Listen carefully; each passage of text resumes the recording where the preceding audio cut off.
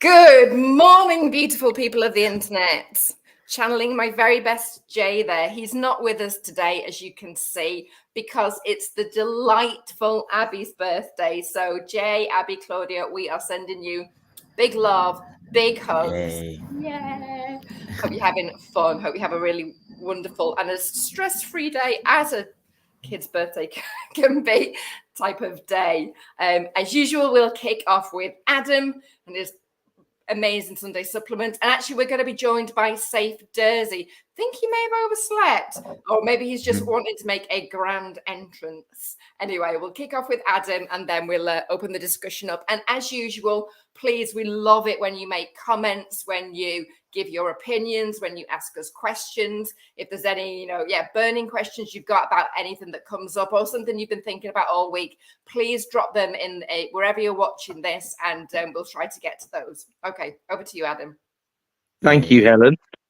He can't even use the excuse that the clocks have gone forwards, can he? Because they've gone backwards, obviously. So unless maybe he was on the call an hour ago thinking, where the hell are these guys? What's going on? Maybe it's that. I don't know. But so the supplement this week, there's a couple of bits of analysis I wanted to do, and inevitably what happens is things take over if they don't get done on the spot. And I often end weeks with the thought that I'm going to go into this next week, but there wasn't really I didn't want to miss out on the opportunities that were in front of us before we get into things like November statements and election hints and predictions for 2024 and all the rest of that stuff. So I've cracked on with an update of my analysis of the real house prices. So remember, that's the nominal house prices adjusted for inflation. And the big news was we're sort of about 23.5% under the trend line that's drawn over the last 40 years. So that implies at the moment there's a significant discount to buying property. And actually, if you look through the noise, you'd probably be inclined to agree with that, simply because average person on the streets wages have gone up significantly over the past year to 18 months, and prices have gone sideways or slightly downwards. So it makes sense that we're a little off the top and off the trend. And if you compare that to the biggest above trend we ever were, which was 2007 Q3, well remembered by many, I'm sure, but 16 years ago now, we were about 35% above the trend line for real house prices. So there is volatility available, and I made the point today that probably the next 3 calendar quarters sees the real price continuing to go down. But the bigger driver of that is, even if we forecast inflation at 4% over the next 12 months, which isn't a bad stab, I don't think it'd be a lot lower than that. I wouldn't be surprised if it was a bit higher, to be honest. And even if prices went up 2%, remember, our real house price is still going to come down because inflation is outstripping house price movement. If prices are flat and inflation is still there, then they're coming downwards in real terms. And that offers, from a longitudinal, significant historical point of view, offers significant opportunity. Now, there's a pretty big counter argument to that, which is, and I deliberately established there how long the trend line was drawn over. It's 40 years, right? So one of the things that's happened over those 40 years is that the interest rate has tended downwards over that period of 40 years, from a 1970s where we had tons and tons of inflation and some double-digit interest rates and some very big stuff going on, all the way down to a lower. And I think if you looked at the early 2000s, that's quite a good example of a relatively good economic set of circumstances, but not some kind of crack-up boom that was out of all control before the credit really started to expand, which expanded the prices quite a lot. And in those sort of slightly more sensible days, it might be fair to say, or the early days of the sort of post.com market, then you could see we're still below where we were back then. We haven't had a real price this low since 1997 Q1 in terms of how far we are below the trend line. So yes, we're in a rising or high interest rate environment compared to the last 15 years. We're actually a couple of points, 200 basis points, so 2% higher than some of the base rates we saw in that sort of period, that 2000 to 2005, before things really went crackers. So it's unlikely to think that the natural rate of interest in the economy would really be much off somewhere between 2.5% and 3.5%. So at the moment, we've got the brakes on. That's how the Bank of England normally like to describe it, trying to slow the vehicle down. Obviously, if you look at economic performance as an aggregate over the last 12 months, the brakes have definitely been on because we've slid around 0% real growth. All the growth we have had has all been swallowed up by the cost of living increasing and inflation going upwards. So that's why we're around about 0%. This week, I also made the point that the CBI, the Confederation of British Industry, from a confidence perspective, they're looking quite negatively at next year, whereas a lot of the bigger forecasters are coming out with some quite bullish predictions for the economy in 2024 and 2025, saying that we're going to be back to growth in a reasonable way. I'm more inclined to agree with the business forecasters than that, but I think it still remains tricky without an obvious explosion that's going to really trip us up. And then the other big piece of analysis that I did this week, with one of the worst drawings I think I've ever done. I was never good at art at school, and I've really evidenced that today. Attempting to draw a parabola in paint or whatever has just not suited me. But it's this debt wall concept that's being talked about now, where think basically at a simple level, all's well and good, especially if you read the supplement every week and fixed a lot of your fixed debt for 5 years, last year sometime at 3 to 4% sort of interest rate. That's great. And it's great until, so let's say you did that in 22, that's great until 2027, at which point you've got to deal with that again. Now, it's quite a scenario to imagine rates being higher in 2027 than they are today, but it's a long time coming and things move in cycles and all the rest of it. Is 4 years enough for us to get back to our natural rate of interest, which, as we say, might be in the sort of 2.5 to 3.5 category for the base rate? It could be.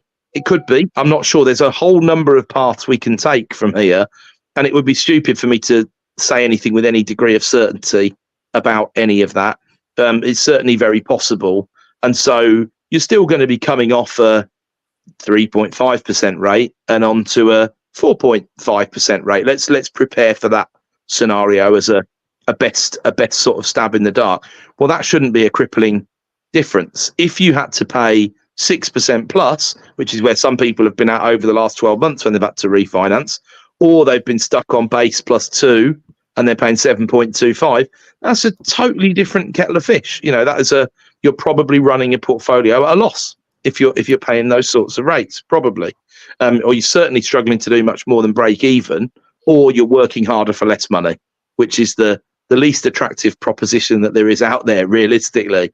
Nobody likes to do that. So I drew, as I say, with the skill of a toddler, the debt wall of where I see it in UK leveraged buy-to-let, on the basis that the point of the graph today, if you haven't seen it, was the bigger the company, so the biggest being the big seven, the Apples and that of the world, they raise debt at very little above the swap rate. They're gigantic institutions, and that duration of that debt can be 15 to 20 years or even beyond, right?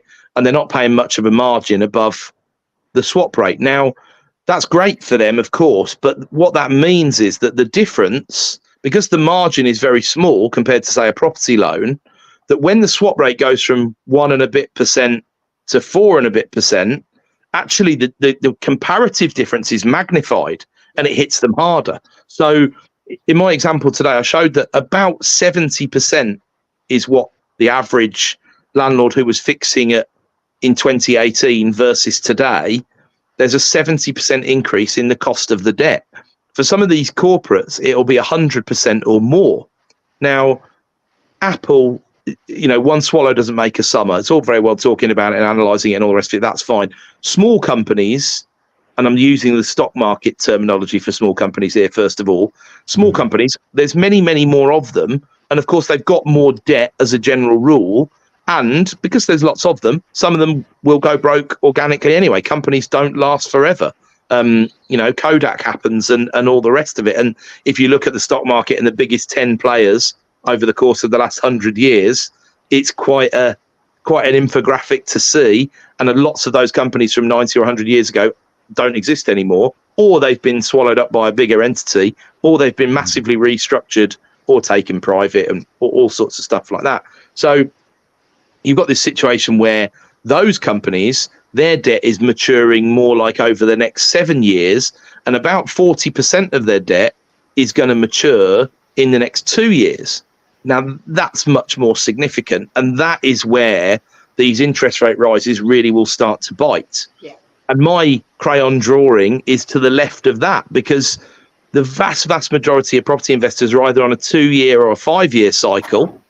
And for those individuals who signed up for a 2-year in 2021 or 2022, they obviously have either already dropped off or are dropping off very shortly. A lot of people are being forced into 5-year because of the affordability criteria at the moment anyway. But within the next 5 years, you can expect that the vast majority of debt has dropped off if it's not already fixed.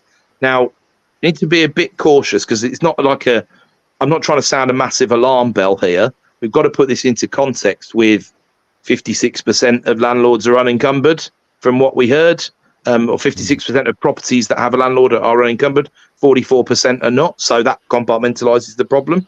Around half of those, according to the research, are on floating rate mortgages anyway. So they're already in that trap that I was talking about. But then there's another 22%. Should we give him a round of applause, or is that just too... Yay. Ground entrance. I thought I'll give Adam a head start.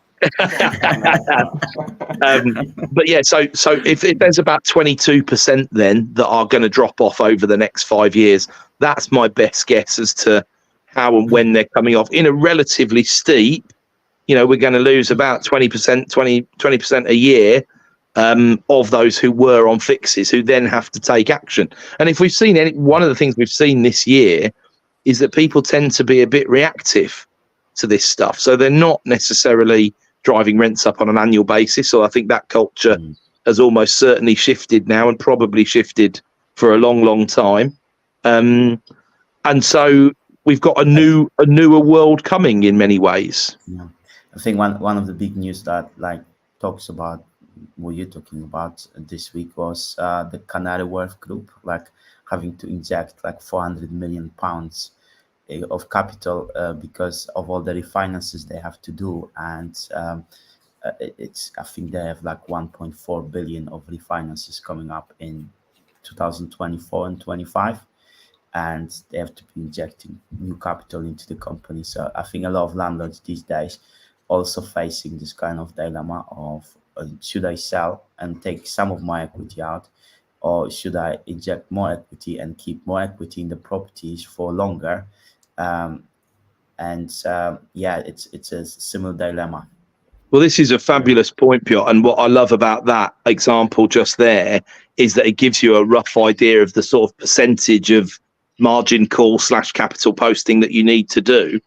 And I dare say that is based on prices not falling. Whereas if a lot of that is commercial property and the rates hold up as they are, there's going to be a continuing decay in those yields going against them. So 400 over, regardless of the size of the numbers, 400 divided by 1400 is about what is it? About 30? No, it's about 28%, isn't it? So say 30%.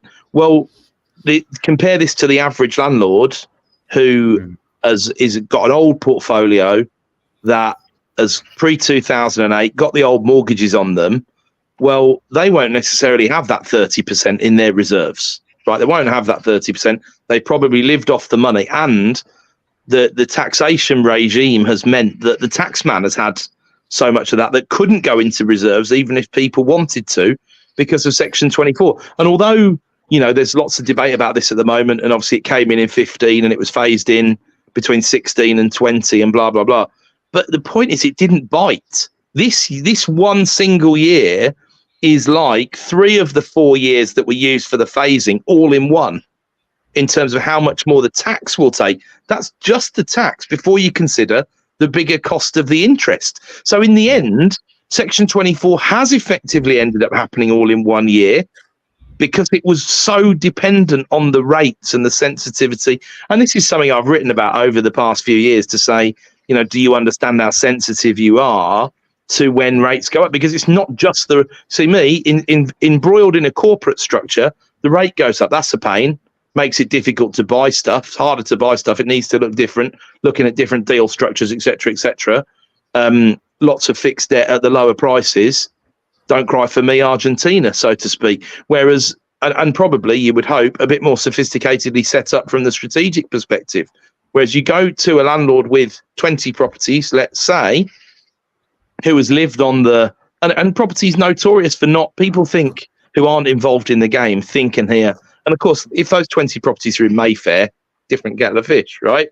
And you wouldn't be able to use a lot of leverage because you wouldn't have the yields. But my goodness, you'd have some money behind you on paper. Those 20 properties are in, no offense to Stoke-on-Trent, love Stoke-on-Trent, got plenty of properties there myself. That's a different value of portfolio, but probably with a better cash flow. Certainly at the same level of debt, even if the Mayfair portfolio could sustain the same percentage level of debt. But it would look very different. But they're unlikely to have access to 30% in order to pay down. So if they are now, let's say on average, you know, a lot of these were leveraged to 85%, remember, in 2007. So let's say they're now leveraged to 60, being generous about it.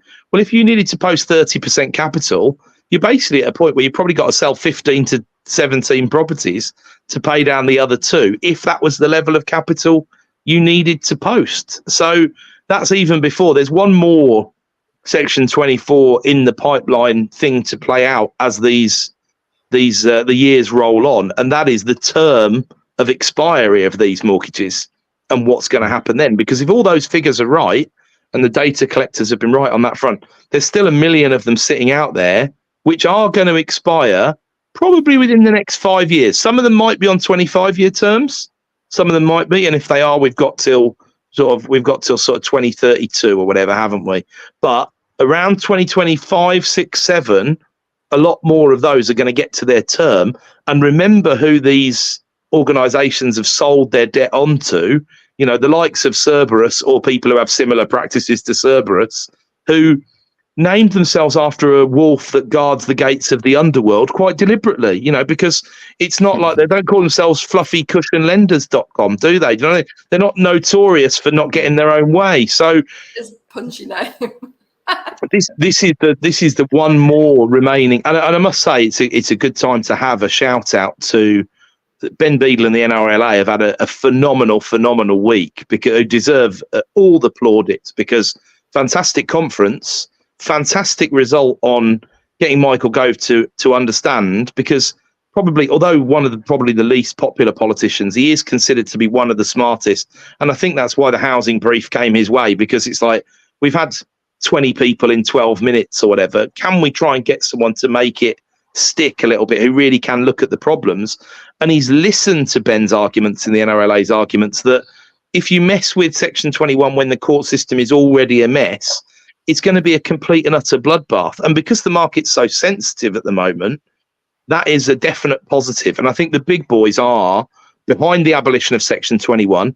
And I don't think that's lip service. You know, all the institutions love a good barrier to entry. And if all the small landlords get worried, well, jolly good, because this is what the 2015 changes were supposed to ring in. Yeah. You all get out, take your bat and go home, boo-hoo-hoo, take your money that you've made anyway, so it's not a terrible result for you, and then we'll take over. But that transitional period is filled with nothing but pain for the tenant for possibly 2 decades. And that's the thing that's been missed in this whole debate. But I think Gove does understand that.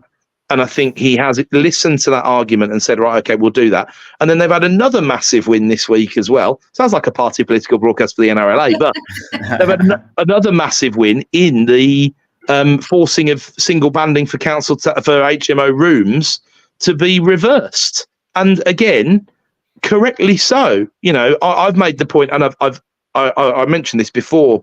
On one Sunday morning, I was with you, Piotr, and with Jay as well, when we were at a meeting where someone had successfully appealed to go from per room to per floor, which is very much at the bigger level of, say, student blocks and things like that, how the council tax is banded. And you might think, well, what relevance does it have in student blocks? But of course it does, because if you change the use of those student blocks in the future, which is possible, to social or to something else, then those council tax bands are going to kick in, and they are banded by floor. They are not banded by individual room. They're not even banded by individual cluster. They're banded by floor. And that's because there are some shared facilities. They're not self-contained units, which is the same as, and I've the worst HMO ones I've heard of have been, they're not en suites. They're not even en suites. Everything is shared, right? Apart from the bedroom, obviously. Yeah. And they've still been banded individually. And it's just completely wrong. And this sort of stuff needs to be stamped out. And it's taken its sweet time, but it's a big win for the HMO sector. Is this going to be like reversed, as in like people who are paying those extra council tax costs are going to get refunds? Or is it like reversed, as in there'll be no longer kind of... No new ones. No, it's a great question. Now, my understanding, and of course, the devil's in the detail in all of these, and we haven't got the full level of detail, and we won't have it for weeks and weeks, if not months.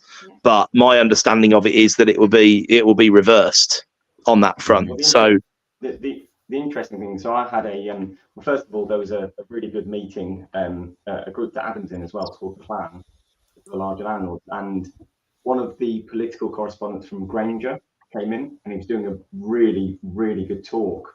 So he's also part of the acquisitions team as well, but he was doing a really good talk about basically, obviously, this new rent reform bill and everything else. And obviously, being a part of Grainger, they've obviously got a massive, massive kind of sway on, from a political perspective, to actually understand that and actually have a real big input into it before it starts to become, set in stone.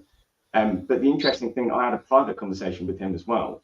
And we were talking about how, as what Adam's just been saying quite well, the government's seriously pushing to try and get away from the small landlord, the 1, 2, 3, 4, 5 properties, accidental landlords, etc., clearly pushing away from that, trying to get into the institutionalized sectors. And I said to him, so you're doing build to rent.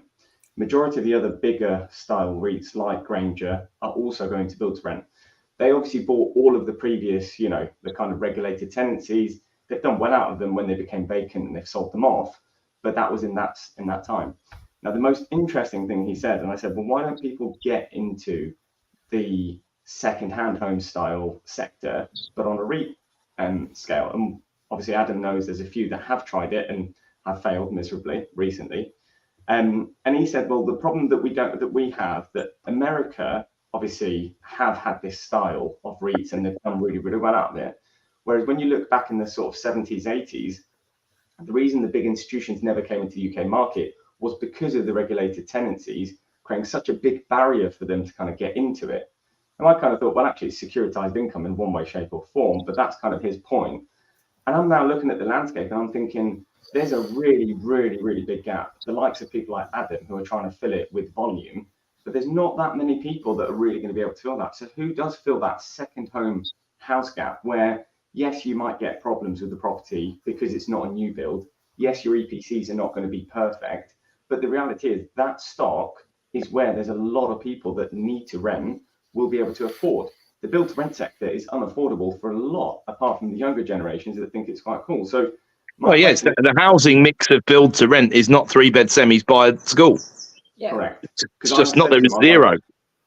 I asked, what are you building? Is it just apartments? And he said, about 95% apartments. Some, a real small percentage is the 2 or 3 bed houses, whatever, because they don't stack up. So my question, and this is not a question that's going to be answered today or tomorrow, but it's a debate and it's really a brainstorm. Who and how are we going to fill that gap in the middle? Because the small landlords are getting pushed out, as we know, and they're leaving the sector. The big REITs are doing the build to rent. How are we going to be able to fill this gap? It's a really important gap to fill. Well, I think we can even go one step further than that, Saif, and say, who cares? Right? Who cares? Or let's put an alternative spin on that. Who has to care? And when you come to the answer to that question, it is only the local authority and central government, right? They're the only players who do and can and have to care. And so you look at the then social affordable solutions for things like that. I walked around. I was given the opportunity on Friday. I had a great meeting with these guys and then walked around a development they'd recently done. And it was clever, right? They bought from the county council and sold to the borough council, forward funded. Great scheme, right? Great scheme. Even better, they'd preserved a building that was architecturally really interesting in the locale and put a couple of new build bits on the site, which was 2 3-bed houses, 6 1-bed flats. Those were the new build elements. And then I think the conversion was about 17, 1-bed flats spec'd out for social, right? So that's great. The council's paid, a fair enough price for all of those. But then if you look at the social rents they're going to be getting, the yield is utterly appalling. But of course, that's not the point, because the point is, where will the council's obligations lie if those people are housed elsewhere? They'll be at a much higher level. So from a council's perspective, it makes loads of sense. Although this is one of the fundamental problems. If you go back to the fundamental problem of the BRR investor right now, in that it's hard to make stuff stack up, that's the fundamental problem the council faces on an institutional scale, because they're obligated to house, but if they've got to pay 200 grand for a unit that's going to net them 450 quid a month, then on the face of it, obviously that's a return they can't afford to borrow money for, realistically, even though they've got access to the very lowest cost funds of all. Because those low cost funds aren't low cost anymore, apart from anything else. So it was an incredible statement of where the position of everything is at the moment. And what we decided walking around actually is that the biggest winners would be, if the social renters go into these 3-bed houses that have just been built, they must be worth about 350 grand each, or maybe 400 grand each, these houses. And someone lives in there for 5 years and then buys it at their 40% discount. They're the big winners out of that scheme, actually, if they can hold it together and save the money and do all of that. And of course, the local authority will be left with the same problem. The local authority face a massive loss on something like that. If people, and I look at, and they are terrible. Everybody knows the standard of some of the social is absolutely awful. And there's been lots of programs on the TV about it. I remember one of the ones that I watched looking at some of these flats in London, but they were looking at people who were paying rents of £80 a week. And nobody has a discussion that, the council, I don't know what the council operating costs are per unit, but they will be X per week. Let's say they're £20 a week, right? So there's £60 a week contribution for something that would be worth £1 million on the private market. And the numbers on that side of things are just so broken. That's even before you introduce a massive gap in net migration versus new units delivered, and before you introduce far more people slipping into the bottom end of the system due to pandemic economics, due to inequality becoming more of a, you pick your reasons. I'm not going to get political about it. You can see that it's happening. And so if they're the only people really with the skin in the game, the local authorities and the governments, I don't understand how they don't end up with a solution whereby they either need to buy back or lease back from the private sector of exactly these homes you're talking about. Because 1,000 unit build to rent scheme, that's fantastic because it's got economies of scale and it's got Starbucks downstairs, and even, this is what people don't understand, right? Even for all of us at different points in our lifetime, that scheme will be fantastic, right? We're lucky enough for it to be fantastic for us at any point, right? Pointless, in the wrong place, unaffordable, unsuitable, right? That's just us. That's the same person at 20 years old. It's a tiny, tiny problem. And I don't know if George Osborne even had an inkling of this when he, decided to get right on the bus of complete reform of the rental sector one way or another. I don't know. I wonder if he just didn't care because he was going to get something at BlackRock out of it at the end or whatever when he finished being Chancellor of the Exchequer. I don't know. I'm genuinely confused, but I don't know how you solve that problem. Do you know what? We have to subsidise housing one way or another. It's like roads. Yeah, road tax doesn't pay for roads. Right? Road tax would have to be 5 to 10 to pay for roads. I don't know if that's a widely known fact or not, but economically it's a relatively widely known fact. So council tax and what element goes towards subsidising housing? What element is that? I don't know. I don't know how you get the numbers to stack. Yeah, I think the only thing that's going to happen is rents are going to go up, as we're already seeing. So it's just going to be a continuation of that. But I think the other point that, you know, we were trying to make as well is obviously REITs are struggling. So REITs are the solution, but the problem is there's not enough money in it for the REITs, and the operational bandwidth that they would need to operate something like that is just insane.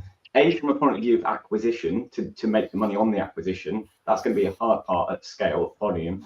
B, in terms of managing these older style units, Adam, as me and you know, last 2 weeks, roof leaks, damp, you name it, you know, that storm's not been kind to any of us, you know, and you got to think from a point of view of the tenant side of things. Obviously, they don't want anything brand spanking new. They don't want anything that's going to stretch their budgets. They just want affordable stock. That's all they want, you know. But the reality is that's no longer going to be existent. I don't see a 3-bed semi down in the southeast or southwest being available in the next couple of years for rent above, you know, anything below sort of £1,300, £1,400 on average, for example, because that is the exact stock that landlords are getting out of, you know, and that is going to be all way above LHA. So LHA is going to be blown out of water, even with the 10% that we saw in April or whatever, you know, that's going to not even touch it, even if that was on year.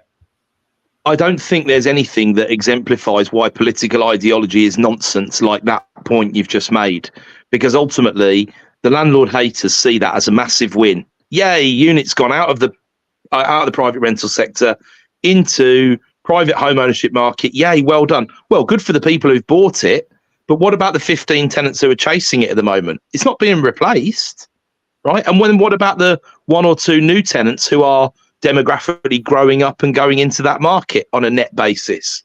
It's seriously problematic. And this long-term, you know, trend, and I think you'll find, I mean, obviously, pretty sure Gove's going to get kicked out at some point in the near future, simply because there'll be a change of government, apart from anything else.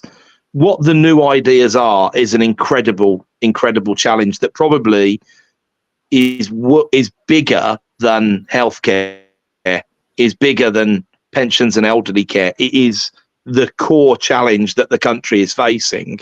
And I just don't know. I can't tell you how to solve it. But what I can say is I think that the future shows bigger organisations, publicly funded organisations, having to step in with more significant solutions. Yeah, more U-turns. Definitely going to see more U-turns, that's for sure. Yeah. It'll be the same problem as everything else. Nobody wants. Go on, Piotr, sorry. No, so the interesting thing I kind of learned recently is how many units Islington Council is buying back from private market. So we know someone who's actually sold 2 properties now back to Islington Council at market rent, not market rents, the market values, and those are quite high values. And then yeah, it's amazing, like how on one hand the council is selling the flats with the discount to the long-standing tenants, and then on the other hand is buying back properties pretty much at open market full values, market full market values. The exact opposite of buy low, sell high. Like, oh my god. Wow. Left hand doesn't talk to right hand in these organizations. You know, no one knows what's going. Everyone's just making an independent decision of the other person, and there is genuinely no team decisions being made here, or even team briefings. But also, if you imagine if we tried to run an organization where those were the parameters that were imposed on us, ultimately, right, we've got a business model that's guaranteed, it's an arbitrage loss, right? It's guaranteed not to work, right? So what would we be talking about? How do we put people off from buying? How do we make sure people don't know their rights to buy?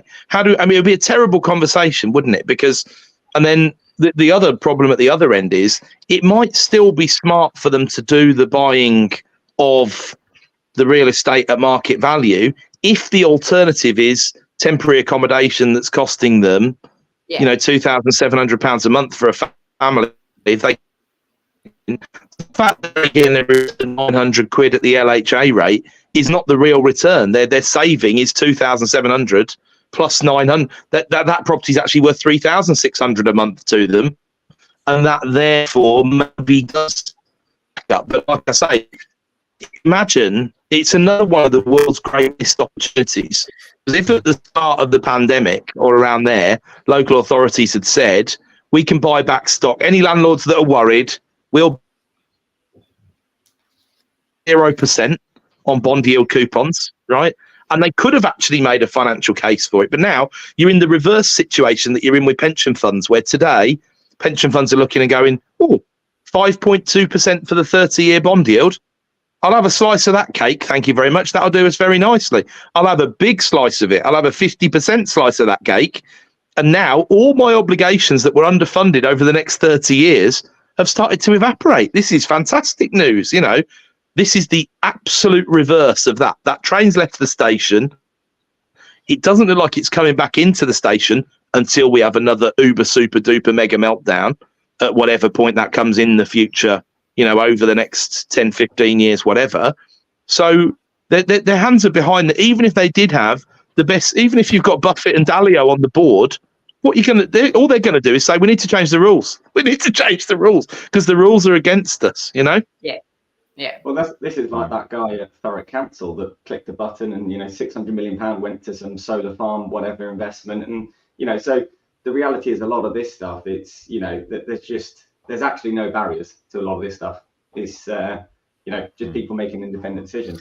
I think what's interesting, so I've been speaking to a lot of the rent-to-own fintech companies out there at the minute, which there's a few that are trying to get into the market, you know, so you don't have enough of a deposit or you have bad credit, you need 3 to 4 to 5 years maybe to try and build that back up. Why don't you rent the property for that period of time, have the option to buy it at that back end? And obviously this is all driven by institutional money ultimately. So you've got a propco, you've got an opco, and basically that's kind of how it all operates. The opco is very much, you know, raising the investment for the tech side of things in operations, and the propco is just purely on a property basis. The opco, really straightforward to raise money for. You know, there are still people out there, even with tech where it is, that are lending money for that or raising money for that.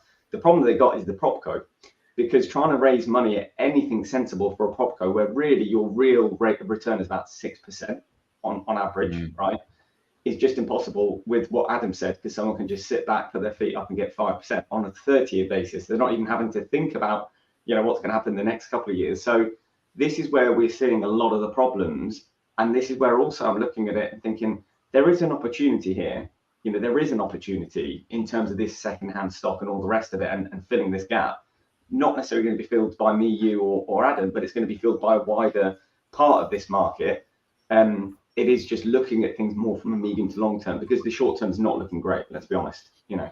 So there needs to be very much a long-term outlook on a lot of this stuff. And I think, as we've said before, you will end up holding a very, very valuable commodity.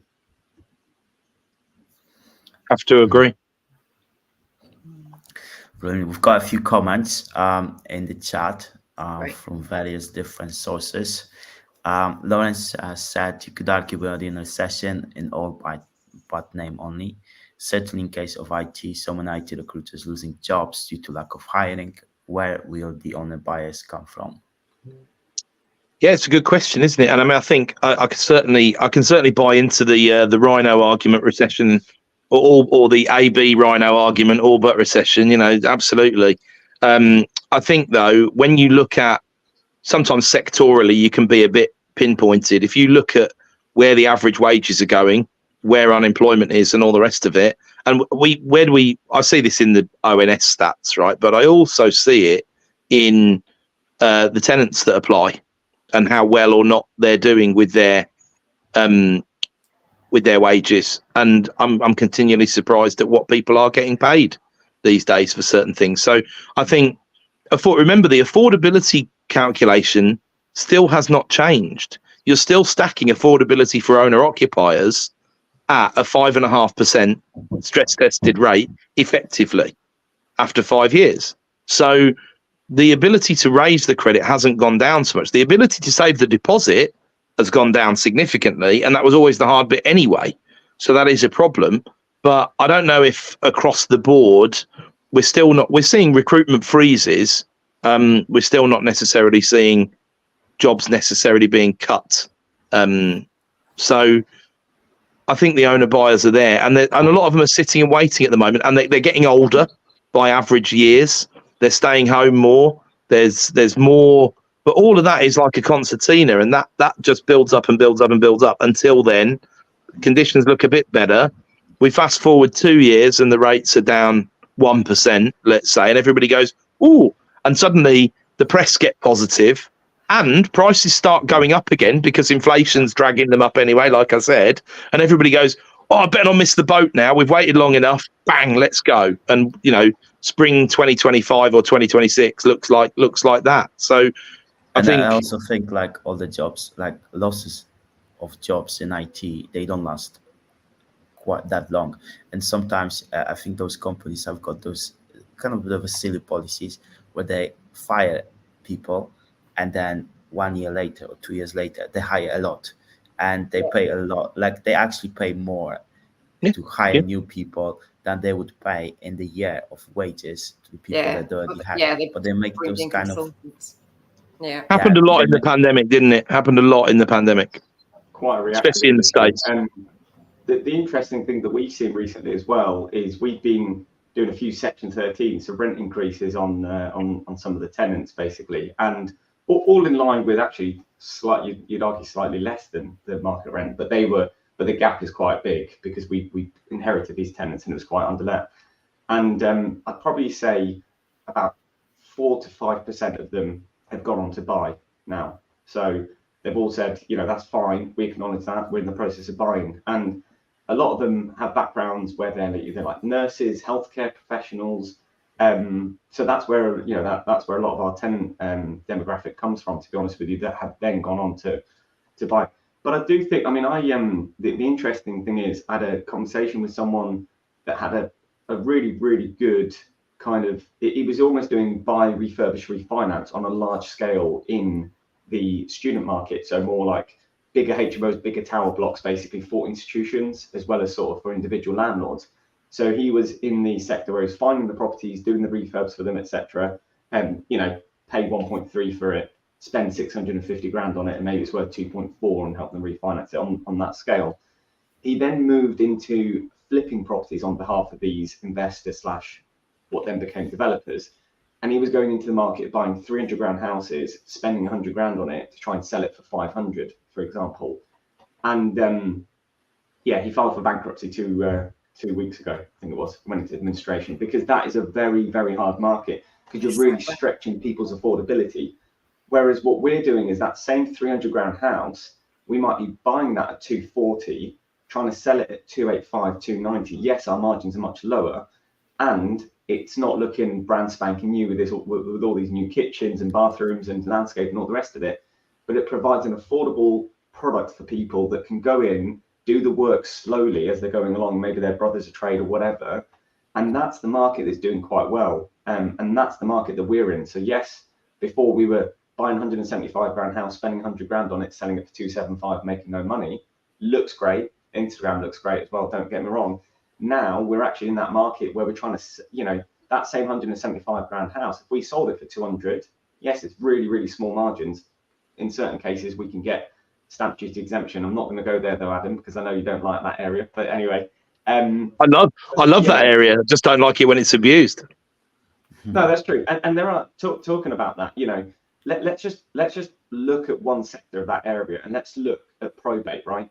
So the 4 categories, if you are buying a probate property and you want to be stamp duty exempt or the relief effectively as it is, number 1, which is the most important thing, the deceased person has obviously got to have lived there within the last 2 years, which is one of the most important points within that.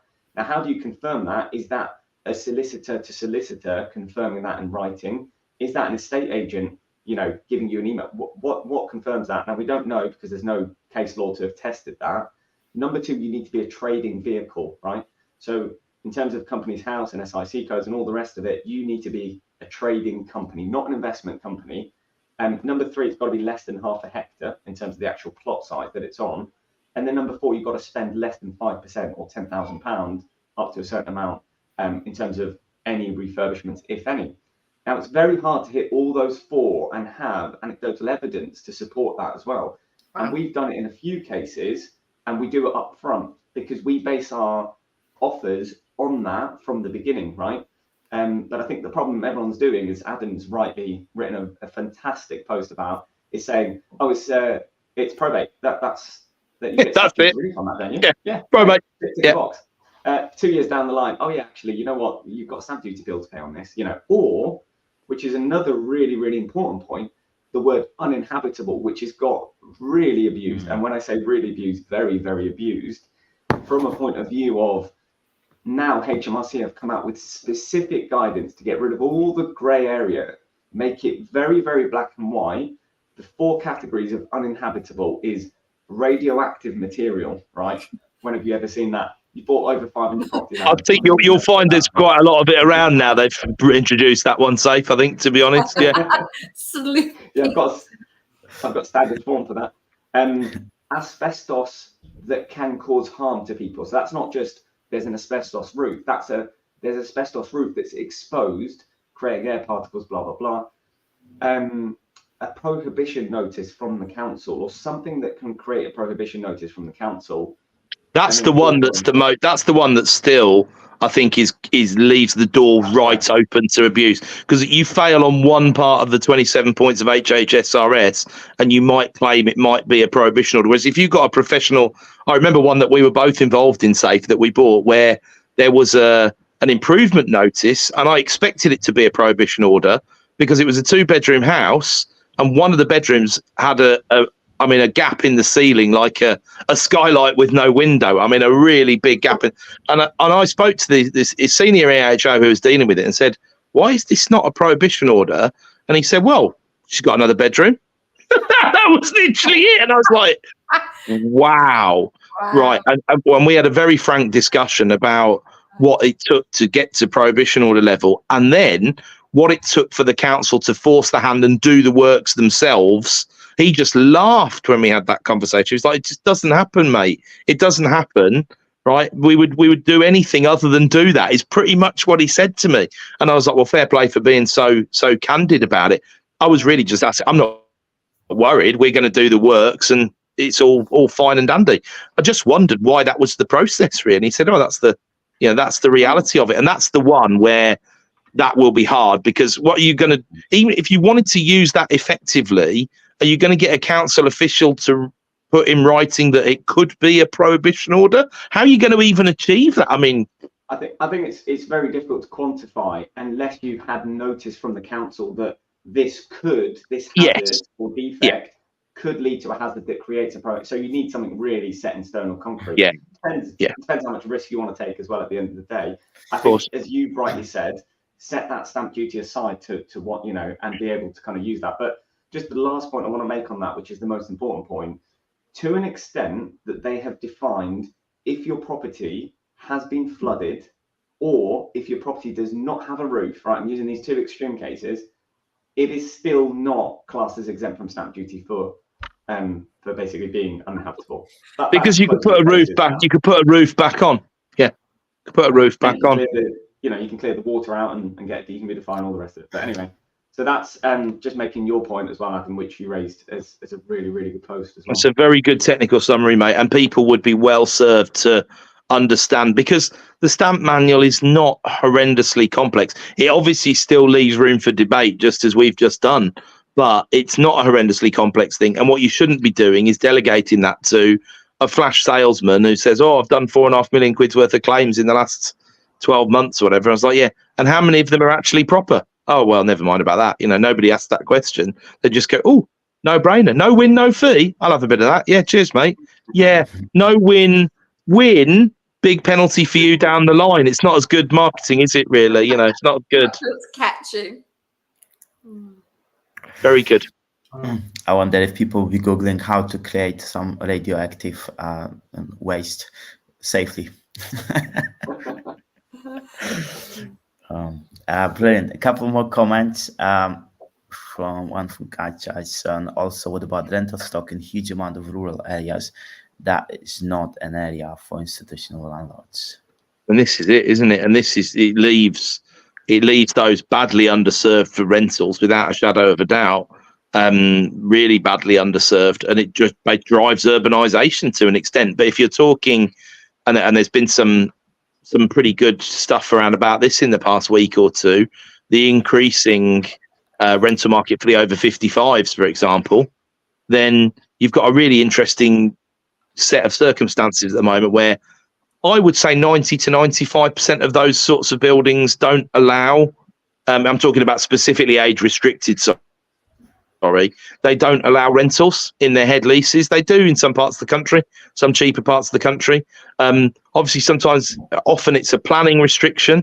So it's not like Saif and I both know traders who've bought and sold blocks of age-restricted stuff, which can work quite well, actually, as it goes. And it's an area people tend to stay away from. But when you're talking rural, if you're looking at elderly rural, it's going to be horrifically badly underserved by the private rental sector because people aren't going to touch them. And the only landlords you're going to get as new landlords in those areas are people who've moved out for whatever reason and kept their home to let out. But those incentives are getting sliced away year by year. Capital gains tax kicks in quicker, penalties for this, penalties for that, taxation point of view. It's going the wrong way, and there's no incentive for people to get involved in those areas. And there's not going to be subsidy in those areas anyway, because back to my other point, unfortunately, who cares about it? Who's got the skin in the game to care about it? Some of the councils I know the nearest rural council to me, they're so small, the EHO works one day a fortnight or whatever, and they just don't, because they don't have the resources because they're not collecting the council tax apart from anything else. So it just becomes a problem that gets hidden, and they just say, well, it's every person for themselves to an extent, and sad future of the rural rental market, I think, Guy, to be honest. Wow. There's a comment from Daniel saying if the government reduced the minimum size standards, we could make smaller units, which would be more affordable, cheaper to heat, and so on. Numbers might stack. 37 square meters in London will never be affordable. Thoughts? I think it's a good one, because what you had here is a bit of a baby in a bathwater, didn't you? Where commercial conversions, no minimum space standards. What did the worst developers do in those situations? Created 11 square meter shoeboxes in industrial units in the middle of an industrial estate. And we've quite literally seen some of those that have existed. Yeah. So on paper, fabulous yield. You'd be horrified to own it, really, to be honest with you. Ethically, completely wrong. So baby goes out with the bathwater and everybody says, right, minimum 37 then. Now, bear in mind, the reality is planning can still grant below minimum space standards, right? They don't have to adhere to them. Yeah, so that's something that can be done. But really, there should be some kind of happy medium, shouldn't there, where you either had first of all, just to talk about conversions, say you had minimum conversion space standards. That would make sense, yeah. Right? The counter argument to it, Daniel, of course, will always be size of room, size of living area versus mental health. That'll definitely be a factor. And campaigns on that side of things and lobby on that side of things is very strong, probably for good reason. But there's a massive, massive mismatch between you're allowed to live in an HMO at 6.57 or you need 37 square meters for a one-person flat. Well, probably both of those are wrong, to be honest, aren't they? And one needs to go up and the other needs to come down. But if you start like Birmingham, we're talking about implementing a 7.5 minimum room size in HMO. And then some bright spark did the numbers. And I don't remember, but I do remember it was in the thousands of rooms that would just be chopped out of the HMO room supply stock. And then some bright spark then said, well, imagine what that'll do, because we'll have to house those people. And I said, well, let's file that idea in the bin then in that case. I think, if anything, the trend is upwards, generally speaking, although when you go back to the point of, like Saif was saying about the build to renters, 90 to 95% is apartments. Why? Because you can stack them on top of each other and all the rest of it. It's the only thing that stacks up these days to try and build.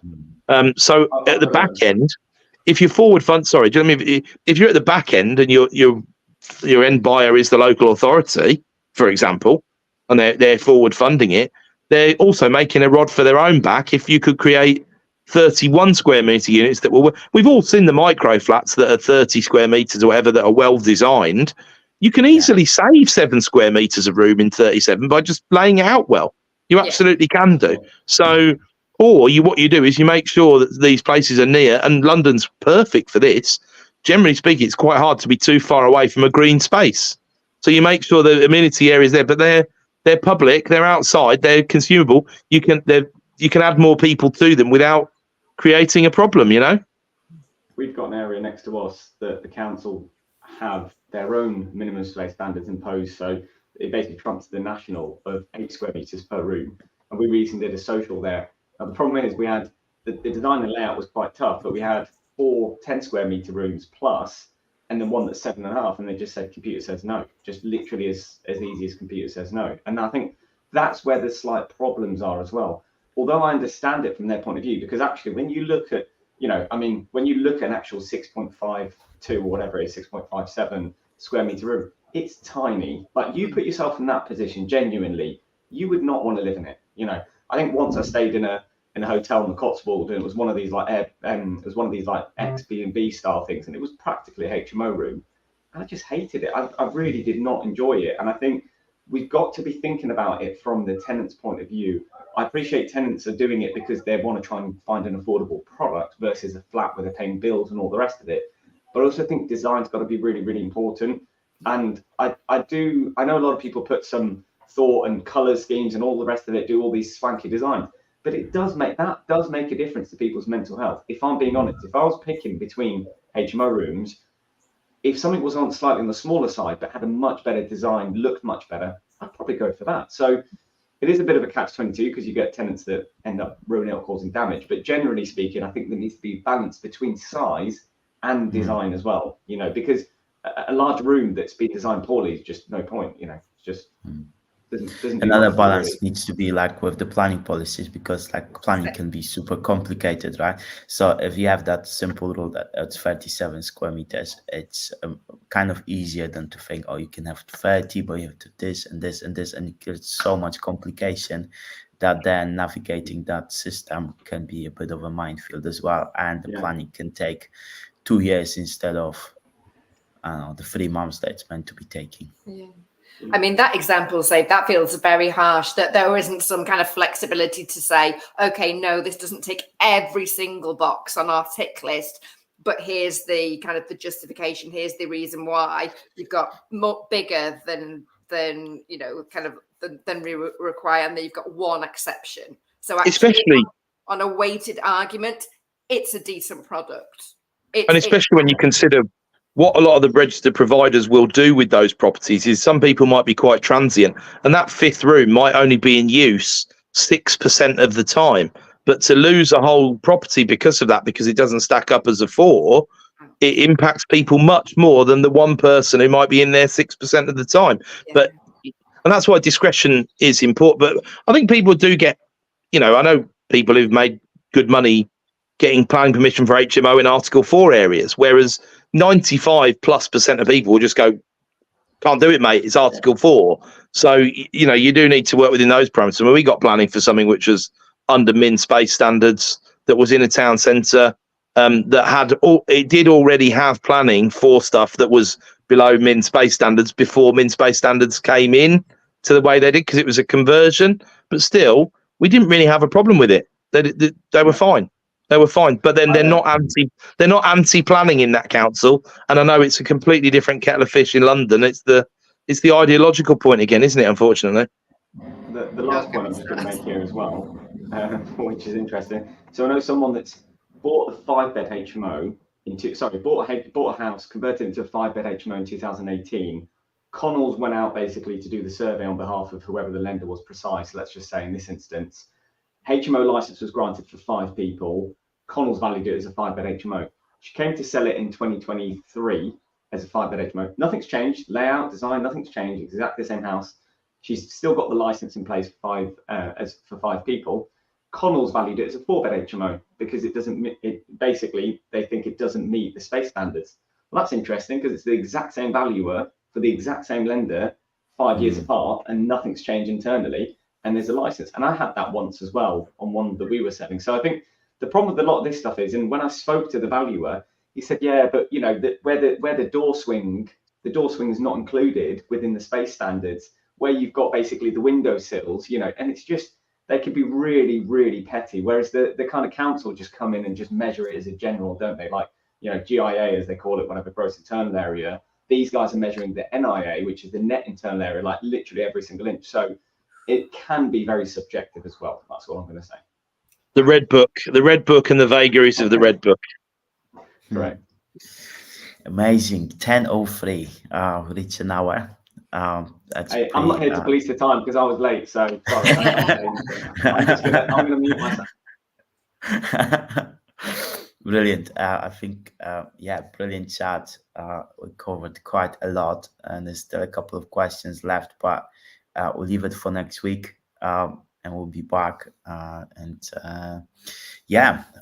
Wishing everyone an amazing Sunday.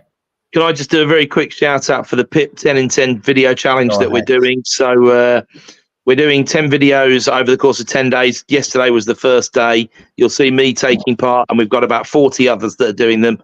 So if you see the videos taken over your feed, please give us a like, a comment, a share, and all the rest of it. We really do appreciate it. So hashtag PIP 10 in 10. Thank you very much. Cool. Amazing. I look forward to seeing that. Thanks, guys. Really good chat. Thanks, everyone. Great stuff.